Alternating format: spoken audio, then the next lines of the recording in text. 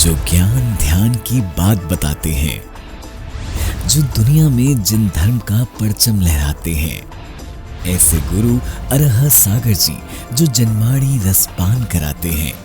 ये दृष्टिकोण हमारा होना चाहिए। जिन हाथों से तुम रोज भगवान का प्रक्षाल करते हो, उन्हीं हाथों से यदि किसी की सेवा में आगे बढ़ा दोगे तो क्या होगा तुम्हारा। संत शिरोमणि आचार्य श्री 108 विद्यासागर जी महाराज के परम प्रभावक शिष्य परम पूज्य मुनि श्री 108 अरह सागर जी महाराज के मुखारविंद से 6 डाला पर अर्थ सहित श्रवण कीजिए मंगल प्रवचन।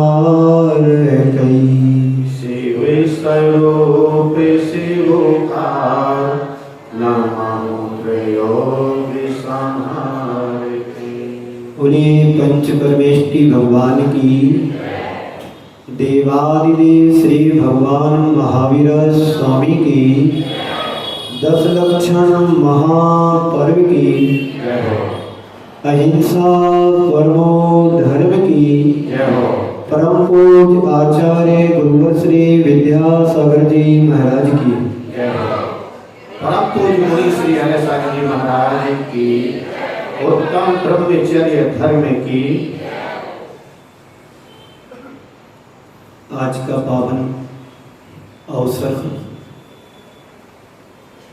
हम सबके जीवन का बहुत मूल्यवान क्षण है। 10 लक्षण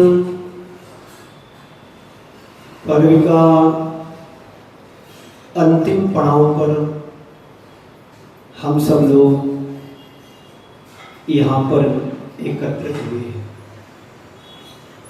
10 लक्षण पर्व हम सबके जीवन में एक रोशनी की तरह ताकत भरता है। जो वर्ष में कभी दर्शन करने नहीं आते हैं, वो 10 दिन अवश्य आते हैं और 10 दिन में वो इतना ऊर्जा से अपने आप को भर लेते हैं कि वर्ष भर वो बैठ करके खाते हैं। ठीक है, जब जागो तब सवेरा वाली बात है, लेकिन धर्म 10 दिन मात्र के लिए नहीं होता है। ये धर्म हमारे जीवन का आधार बने। एक दिन मैंने कहा था कि बिना नींव के महल टिक नहीं सकता है।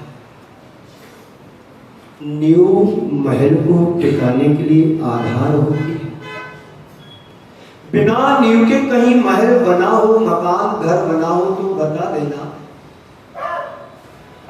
मकान तो तुम बना लोगे बिना नींव के, पर स्थायी नहीं रहेगा, गिर जाएगा। ऐसे ही संत कहते हैं तुम्हारा जीवन बिना धर्म के टिक नहीं सकता है।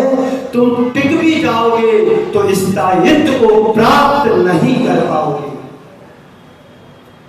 धर्म हमारे जीवन में नींव की तरह काम करता है। वो नींव हमारी मजबूत होना चाहिए। यदि तुमने 10 दिन धर्म की आराधना की है तो अब रूटीन बना लो कि मुझे अब मंदिर डेली आना है, कलश करो या ना करो, कम से कम भगवान के दर्शन करके तो जाओ। व्यस्त से व्यस्त व्यक्ति भी अपने जीवन में अपने जीवन के लिए इतना समय तो निकाल लेता है कि मुझे देवादिदेव भगवान के दर्शन करना है, जिससे हमारे जीवन का उत्थान और उद्धार होना है। जितने व्यस्त आप पैसे कमाने में रहते हो, थोड़ी सी व्यस्तता में कमी कर दो, दिशा दशा को मोड़ दो। बिगड़े हुए भी काम तुम्हारे बनने लगेंगे। जो तुम्हारे जीवन से छिटक रहा है, दूर जा रहा है, वो तुम्हारे पास आने लगा था। सुबह मैंने क्या कहा था? ब्रह्मचारी कौन और ब्रह्मचारी कौन? ब्रह्मचारी समझते हो और ब्रह्मचारी भी समझते आप लोग। जो जितना आत्मा के निकट आता है वो उतना बड़ा ब्रह्मचारी होता है, और जो जितना आत्मा से दूर भागता है वो उतना बड़ा कौन होता है जी? ब्रह्मचारी। अब तुम्हें तय करना है हम भगवान से कितने दूर भाग रहे हैं और दुकान के तुम कितने पास जा रहे हो। तुम जितने पास भगवान के आओगे तो समझ लेना तुम उतने बड़े धर्मात्मा हो, और जितने तुम मंदिर से दूर भागोगे उतने बड़े तुम पापात्मा हो, अधर्मात्मा हो। तय तुम्हें करना है कि मुझे धर्मात्मा बनना है कि अधर्मात्मा। सफेद वस्त्र पहन लेने से तुम धर्मात्मा नहीं कहलाओगे। बाहर की सफेदी से तुम्हारी अंदर की लेस्या का अनुमान नहीं लगाया जा सकता। अंदर की लेस्या से तुम्हारी प्रवृत्ति से पता किया जा सकता तुम कितने धर्मात्मा हो। आज चतुर्दशी का दिन है। बहुत से लोगों का आज उपवास भी होगा, एकासन भी होगा, 2 कासन भी होगा। इतना तो आज श्रद्धा से करते हैं, लेकिन ऐसे भी यहाँ पर धर्मात्मा बैठे जो 10 दिन से लगातार व्रतों का पालन करते हुए व्रत कर रही हैं। उनके सम्मान में जरा आप जोरदार तालियां तो दो। तप की अनुमोदना करने से भी एक दिन तपस्या हमारे जीवन में भी उद्घाटित हो सकती है। हमारा जैन दर्शन, जैन धर्म कृत्य कार्य अनुमोदना से समन्वित है। हम स्वयं नहीं कर सकते हैं तो कह करके दूसरों से कराते भी हैं। जब दूसरों से नहीं करा सकते हैं, स्वयं नहीं कर सकते हैं, तो कम से कम तालियां तो बजा सकते कि तुमने अच्छा कार्य किया, तुमने दान दिया है, तुमने व्रत किए, तुमने बोली ली है। ये तो अनुमोदना तो हम कर सकते, हमारा अधिकार है। और इतना भी नहीं कर पाओ तो भगवान मालिक तुम्हारा है, और क्या कह सकते हैं। समझ में बात आ रही है? आज आप लोगों को देख करके मेरा मन प्रफुल्लित हो रहा है। आप कितने अनुशासन से बैठे हैं। ये अनुशासन तुम्हारे जीवन में उतर जाए तो भगवान से मैं रोज प्रार्थना करो कि हे भगवान, सारी शक्ति इनके जीवन में दे दो, अनुशासनशील बन जाए, जीवन का उद्धार करे। एक प्रसंग सुनाता हूं।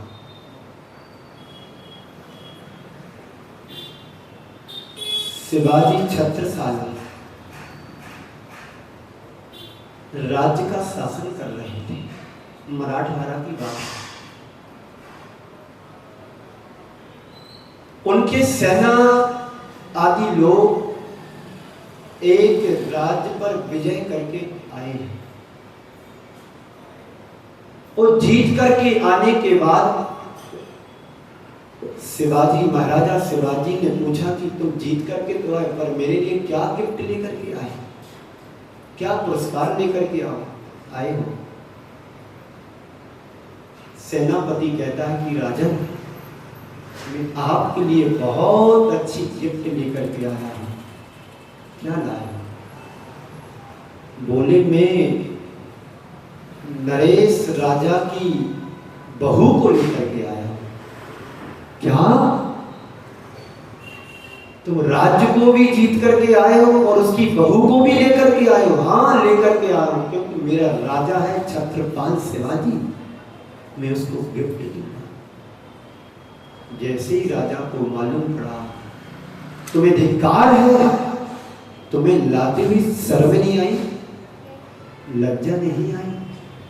किसी की कन्या को या किसी की बहू को या किसी की बहन को लेकर के आए तो तुम्हारे साथ के लिए कोई घटना घटती तो तुम्हें कैसा लगता?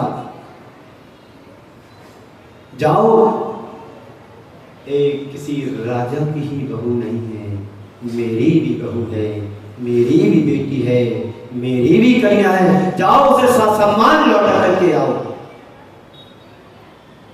और सेनापति वापिस करके आया। एकमात्र राजा की बहू ही मेरी बहन और बेटी नहीं है। पूरा मराठवाड़े की जितनी भी कन्याएं, जितनी भी बेटियां और बहू हैं, वो सारी आज से मेरी बहन, बेटी और बहू की तरह है। एक आदर्श उत्तम ब्रह्मचर्य धर्म की प्रस्तुति करता है। हमारी दृष्टि में परिवर्तन आ जाता है तो वही लड़की तुम्हें एक बहन के रूप में दिख सकती है, वही बहू तुम्हें बेटी के रूप में दिखाई दे सकती है। ब्रह्मचर्य है क्या? दृष्टि की पवित्रता, दृष्टिकोण में परिवर्तन। जिन आंखों से हम पाप भी देखते हैं, उन्हीं आंखों से हम पुण्य के कार्य भी देखते हैं। जिन आंखों से तुमने धर्म को देख लिया, भगवान का अभिषेक देख लिया, अब तुम्हें उन आंखों से पाप को नहीं देखना चाहिए। जिन हाथों से भगवान का अभिषेक तुमने कर लिया, भगवान का प्रक्षालन कर लिया, छू लिया, बहुत दबा दबा कर मैं देखता हूं, इतने पैर तो तुम माँ बाप के नहीं दबाते, तुम भगवान को परेशान करते सुबह से आकर। भगवान के पैर दबाने से तुम्हारा कल्याण नहीं होगा। कल्याण तो तब होगा तुम्हारे जीवन का जब तुम अपने अंदर दृष्टिकोण को बदल लोगे। बाहर से तुम कितना भी दिखावा कर लेना, कल्याण होने वाला नहीं, अंदर से परिवर्तन आना चाहिए। भगवान के पैर दबाने से क्या मिलेगा तुम्हें? वो अंदर पाप चल रहा हो। जिन हाथों से तुम भगवान को छू रहे हो, उन हाथों से कभी तुम शराब को नहीं छूना, उन हाथों से कभी तुम सिगरेट बीड़ी नहीं पीना, उन हाथों से तुम तंबाकू घिस करके नहीं खाना। मिस्टर जी में था एक व्यक्ति, युवक, जैन समाज का वंदना कर रहा था और मैं पारसनाथ भगवान की चरणों की वंदना करके नीचे उतर रहा था, वो जा रहा था। उसकी पत्नी ने कहा कि महाराज श्री को नमोस्तु करो। नमोस्तु। महाराज श्री को अच्छा नियम दे दो, बहुत पाउच ग्रहण करते हैं, पाउच खाते हैं, जरा नियम दे दो क्षेत्र पर आए। मैंने उसकी तरफ देखा, भाई क्या बात है, क्या शिकायत चल रही तुम्हारी? बोले कोई बात नहीं महाराज जी, चलता है थोड़ा बहुत तो चलता है। पत्नी के बार बार आग्रह करने पर उसने नियम ले लिया कि ठीक है, आज से मैं पाउच नहीं खाऊंगा। ध्यान से सुनना, उनमें से आप भी कोई होंगे जो बात जैसे उसने किया। ठीक है महाराज श्री, आज से मैं पाउच नहीं खाऊंगा, नियम लेता हूं, चरण छू लिया। मैं आगे बढ़ा और वो भी दर्शन करके नीचे उतर के आया और उसको मैंने देखा कि वो डोली वाले जो होते हैं ना, खैनी खाते हैं घिस करके, और उसके सामने हाथ फैला करके मांग रहा है। देखते ही मैंने उससे कहा, क्या भाई क्या बन गए भिखारी? अभी तो तूने संकल्प लिया कि पाउच नहीं खाएगा, दूसरे सामने हाथ फैलाया। संकल्प ऐसा लो कि जीवन में कुछ भी हो जाए पर नियम को नहीं तोड़ना। जिन हाथों से तुमने भगवान को पकड़ लिया है, अब उन हाथों से गंदी चीजों को नहीं पकड़ना। जिस मुख से तुमने भगवान की स्तुति की है, वंदना की है, प्रार्थना की है, उस मुख से अब हम दुर्वचनों का प्रयोग नहीं करें। जिस मुख से तुमने भगवान का नाम का उच्चारण किया है, उस मुख से कभी गलत वस्तु का सेवन नहीं करेंगे तो समझेंगे तुमने 10 लक्षण धर्म बड़े शानदार तरीके से मनाया। अन्यथा शरणम नास्ति त्वमेव शरणम मम। ये पढ़ तो लेते हैं कि भगवान के अलावा कोई दूसरी शरण नहीं है, और फिर बाद में जब भगवान से छूटते हैं तो फिर कितनी शरण में जाते हो पता नहीं। इस शरण को छोड़ो, एकमात्र सच्चे धर्मात्मा की शरण में जाओ, जिससे तुम्हारे जीवन का उत्थान और कल्याण होने वाला है। अन्य जगह जाओगे तो संसार में भटकते ही रहोगे। कितने भाव निकल गए पता है तुम्हारे लिए? बोलो, क्या पता है किसके कितनी भाव चल रही हैं? 2000 सागर वर्ष में एक पूर्व कोटि अधिक या कम जो भी होगा सर, इतना तुम्हें 30 पर्याय प्राप्त होती है। और इतने समय में यदि हम नहीं सुलझे तो फिर तुम्हें भगवान भी नहीं बचा पाएंगे। तैते चय था वर तन धरो, यो परिवर्तन पूरो करे। जो विमान वासी हूँ थाए, सम्यक दर्शन बिन दुख पाए। दैवानिक देव तो बन गया पर सम्यक के अभाव में दुखी ही रहा। और वहां से सालों पर्यंत की आयु सोचित होकर के कहां गया, जहां से यात्रा प्रारंभ क्या हुआ था? प्रारंभ हुई थी ना। कहां से यात्रा प्रारंभ हुई आप लोगों की? घर से। अभी तो घर से हुई। किसी बच्चे से मैंने पूछा, बेटा तू कहां से आया? बोले घर से। उसको उतना ही समझ है। बड़ों से पूछोगे तो कहां से आए, तो वो बोलेंगे दुकान से आया हूँ, फैक्ट्री से आया हूँ, घर से आया हूँ। कहाँ जाओगे? घर जाएंगे, फैक्ट्री जाएंगे। एक युवक से पूछा, भाई तुम कहाँ से आ रहे हो? बता नहीं। बोले भाई तुम कहां से आ रहे हो? तो सामने वाला उत्तर देता पता नहीं। कहां जा रहे हो? बोला पता नहीं। अच्छा नाम तो बता दो। बोले पता नहीं। अब ऐसे व्यक्ति से क्या कहा जाए जो आने का पता नहीं, जाने का पता नहीं, नाम पता नहीं, तो उससे क्या कहा जाए उसके लिए? इसी अज्ञानता और मोह से ग्रसित लोग संसार के अनंत काल से चक्कर लगा रहे हैं, परिभ्रमण कर रहे हैं। इस परिभ्रमण का अंत हो तो कैसे हो? विचार तुम्हें करना है और तय भी तुम्हें करना है। इस अंत का विच्छेद हो तो कैसे हो? तो विच्छेद तो इसी से होगा कि 10 दिन तुमने जीवन में धर्म धारण किया है, अब ये धर्म तुम्हारे जीवन से दूर ना भागे। मैंने किसी महाराज जी के मुख से सुना था, एक मंदिर में लिखा था, उत्तर प्रदेश में कहीं पर, मुनि श्री प्रमाण सागर जी से सुना था।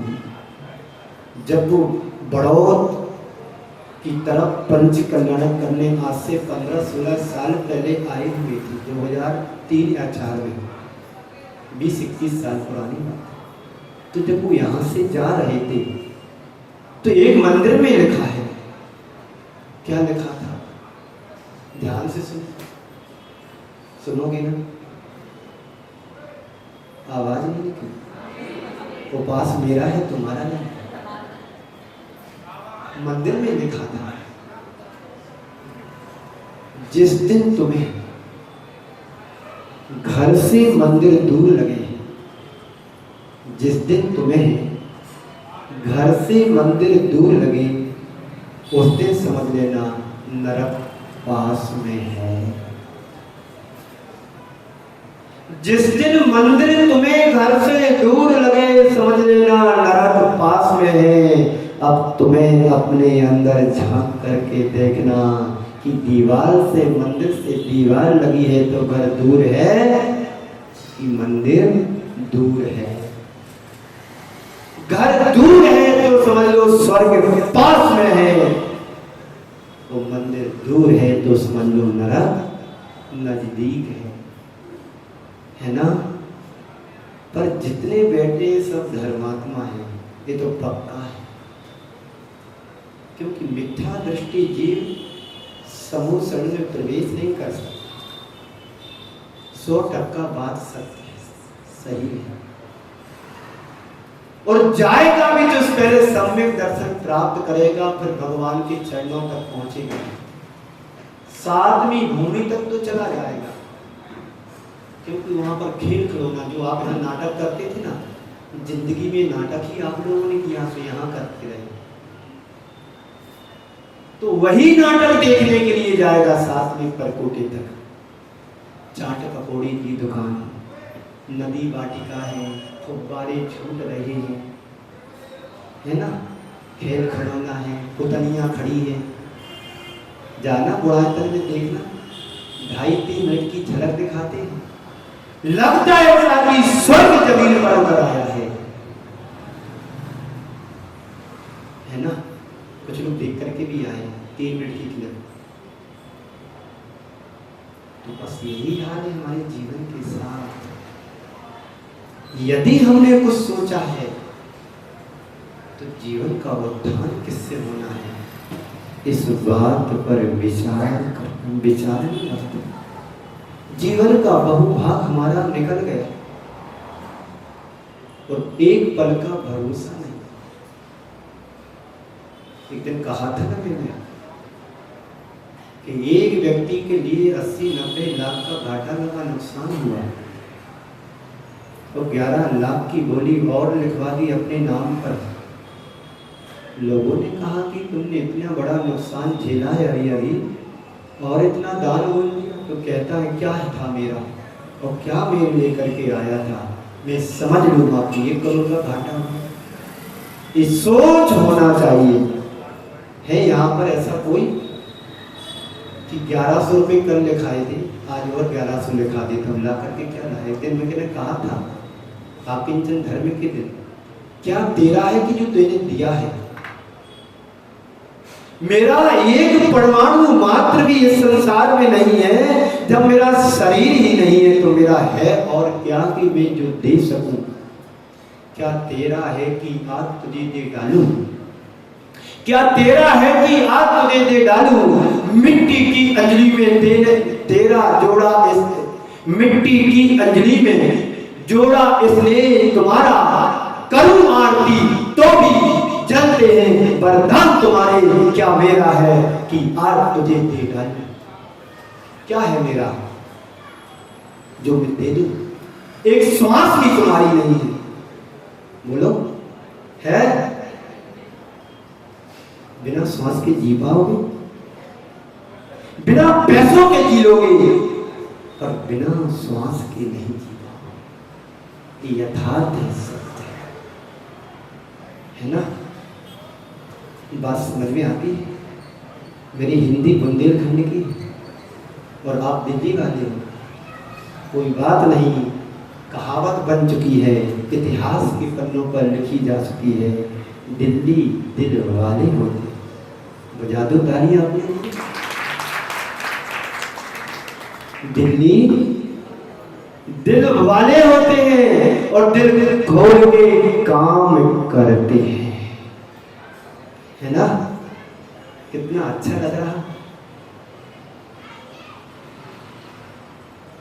दिल खोल के नहीं, मन खोल के काम करो। दिल तो सबका पैक है, दिल खोल के नहीं, मन खोल के उदारता से। एक बार कोई आ जाए तो दोबारा तुम्हारे दरवाजे से मना नहीं होना चाहिए। एक राजेंद्र कुमार की, राजकुमार क्या नाम है, रोज आते मेरे पास। मैंने सुबह बोल करके महाराज मैंने 11,000 रुपये लिखा दिए गौशाला में, दे दिया था। बहुत अच्छा आशीर्वाद। मैंने कहा 11 नहीं देना, 11 लाख देना है। बोले जी महाराज जी जो कहो दूंगा। मैंने तुरंत कहा ये उदारता होना चाहिए, भले ना दो, गुरु के चरणों में तत्काल तो हाँ बोल दो, जो होगा तो देखा जाए, कौन तुमसे लेने आ रहा, देने आ रहा। ये भाव होना चाहिए कि जी महाराज जी होगा तो वो भी दूंगा।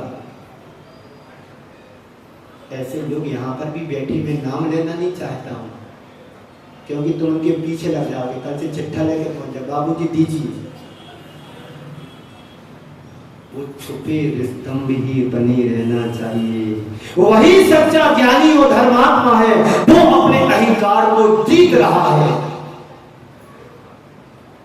लोग तो दिखाते हैं 1.25 रुपया और 2.5 रुपया की चर्चा करनी थी बाजार में जाके। उन लोगों से बचो। अभी 5 मिनट और बाकी हमारे हिस्से के।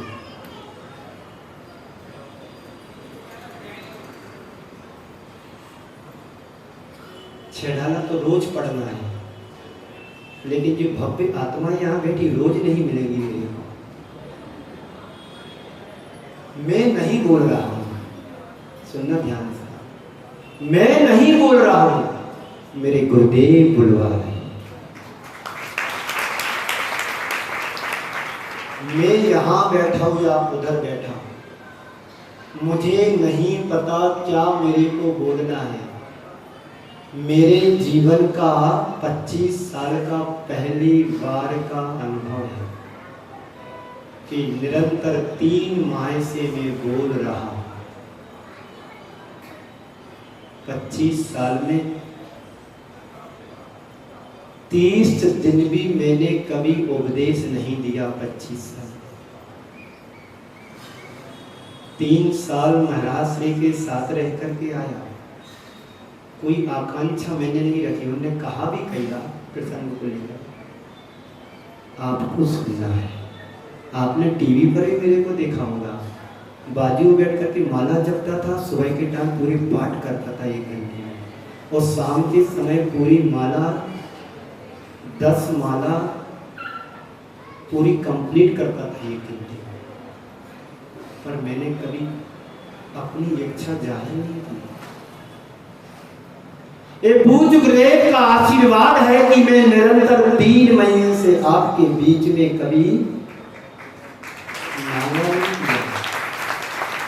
भक्ति आत्माओं का पुण्य ही प्रेरित बनकर के अंदर से उगलवाता है। पूज्य गुरुदेव का आशीर्वाद, मेरी कोई ताकत नहीं, शक्ति नहीं, उनका आशीर्वाद मिला कृष्णा नगर वालों को।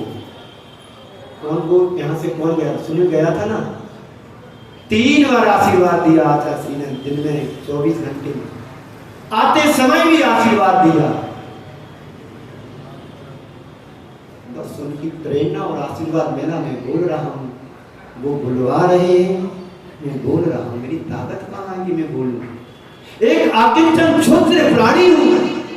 महिलाओं ने नहीं, लोगों ने वहां के पूरी प्लानिंग के साथ सुबह सुबह की बात है, पत्थरों की बौछार हो गई। वो तो उनका पुण्य था कि 150 लोग उनके साथ हमेशा चलते रहे। आज भी सैकड़ों की तादाद में लोग चलते हैं। महिलाएं 50-60 महिलाएं थी, पुरुष थे, सबने घेर लिया। एक पत्थर उनके सिर पर लगा, खून के फुब्बारे छूट गए। पुरुषों ने उठाया और दौड़ लगा दी। 5 से 10 मिनट में पुलिस वालों को मालूम पड़ा, पूरी फोर्स आ गई। और हालांकि सब लोगों ने फिर आकर के क्षमा भी मांगा। उपसर्ग तो आते हैं, उपसर्ग साधुओं पर आते, डाकनों पर नहीं। ध्यान से सुनो, उपसर्ग साधुओं पर आते हैं, डाकुओं पर नहीं। परीक्षा सखियों की होती है, वेश्याओं की नहीं। कसौटी पर सोना कसा जाता है, लोहा नहीं। पोखरी में मोड़ देकर मूसर को डर नहीं है, ये बुंदेलखंड की कहावत है। और मैं भी बुंदेलखंड से हूँ। 100 डंडी 1 बुंदेलखंडी, उलझना नहीं, सुलझ नहीं पाओगे। पूज्य आचार्य समंत, हाँ समंत भक्त स्वामी ने यही वृत्ति क्यों है तुम्हारा, इनर क्या बोलते हैं, अंदर का शोधन हो रहा है।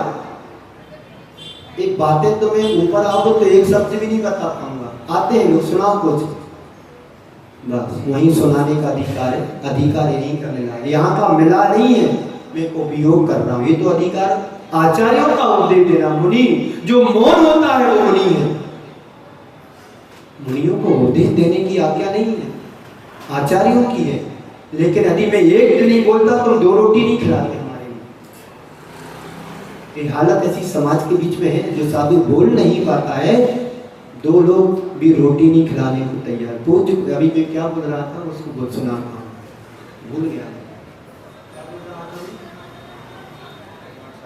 हाँ, प्रमाण सागर जी का चल रहा है, तो उनका तो हो गया, कुछ और बोला।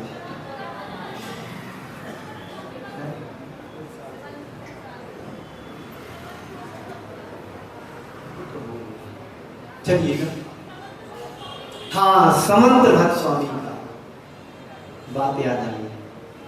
अभी मैंने बोला था, उलझना नहीं, सुलझ नहीं पाओगे।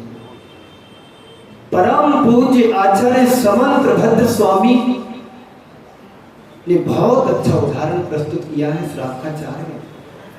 उन्होंने कहा है, ध्यान से सुनो, बातें मत करो, इधर बहुत ही सुंदर उदाहरण दिया है। उलझे हुए मनुष्यों के लिए, सब उलझे मकड़ी के जाल में, उलझे हुए मनुष्यों के लिए सुलझे हुए पशुओं का उदाहरण श्रेष्ठ है। हम पशुओं से भी गए भी तो एक महान आचार्य के लिए उदाहरण देना पड़ा पशुओं का। धिक्कार है हम सबके जीवन के लिए। सुलझो, उलझाने की चेष्टा मत करो। उलझे हैं तो सुलझने की कोशिश करो, बद की कोशिश, जिस मोड़ पर तुम्हें सुलझने का अवसर मिले चूको मत चौहान। दान देने का अवसर आया तो सबसे पहले मैं, सबसे पहले मैं, सबसे पहले मैं, ये भावना होना चाहिए। दान की बात आ तो सिर नीचे नहीं, सिर ऊंचा होना चाहिए। क्या लेकर के आए हम और क्या लेकर के जाओगे, ये तो यथार्थ है ना। बोलो, बड़े बड़े उद्योगपति बैठे हैं, धनाढ्य भी बैठे हैं और धनांध भी बैठे हैं, जो धन का सदुपयोग कर रहे हैं और जो धन के व्यामोह में अंधे बने बैठे हैं। तो क्या बनते हैं? सेठ जी क्या बने थे? सेठ जी क्या बने थे? उसकी फंकार भी खतरनाक हो, काट ले तो मरना निश्चित है, दोनों खतरनाक है। इसलिए समय को देखते हुए जीवन को उलझाना नहीं है, सुलझाना है। और मकड़ी स्वयं जाल बुनती है और अंत में उसी में जोर से बोलिए, उसी में फंस जाती है। कितना प्यार से सब मकड़ी के जाल में फंसे हैं। बोलो हाँ जी। ये बात अलग है कि आपके जाल में दरवाजे खिड़कियां हैं, आने और इनपुट और आउट, है ना। इसी मंगल पुनीत भावना के साथ सबका जीवन मंगल हो, सभी का जीवन स्वस्थ रहे, जगत के सभी प्राणियों का कल्याण हो। इसी मंगल पुनीत भावना के साथ मैं आप सभी के लिए विराम देता हूं कि सभी का जीवन की यात्रा अनंत की यात्रा का अंत हो और जीवन का उत्थान हो। बोलिए परम पूज्य आचार्य गुरुवर श्री विद्यासागर जी। आयुष